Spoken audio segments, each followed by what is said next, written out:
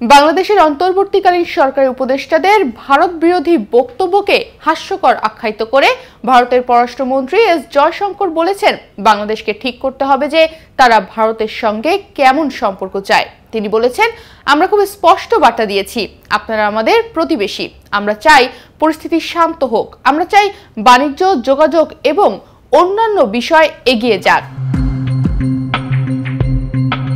কিন্তু যদি ক্রমাগত এমন বার্তা বা সংকেত দেওয়া হয় যেটা ভারতের প্রতি শত্রুতামূলক, সেটা নিশ্চয়ই আমাদের ভালো লাগবে না।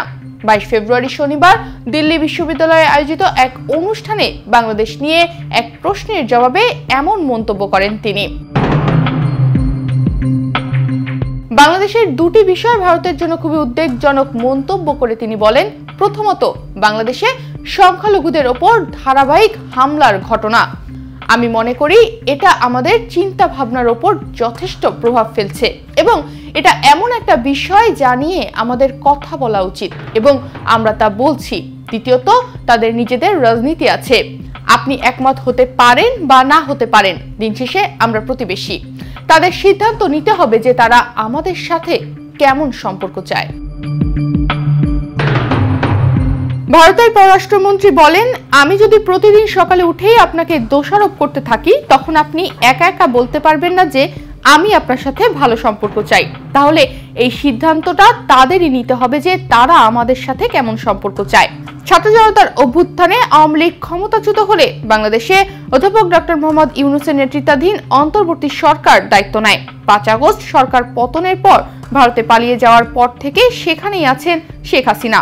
এর মধ্যেই ছাত্র জনতার আন্দোলনের বিরুদ্ধে আওয়ামী লীগ সরকারের চালানো দমন পীড়নকে গণহত্যা বিচার করে আন্তর্জাতিক অপরাধ ট্রাইব্যুনালে শেখ হাসিনা সহ অন্যান্যদের বিচারের উদ্যোগ নিয়েছে অন্তর্বর্তী সরকার।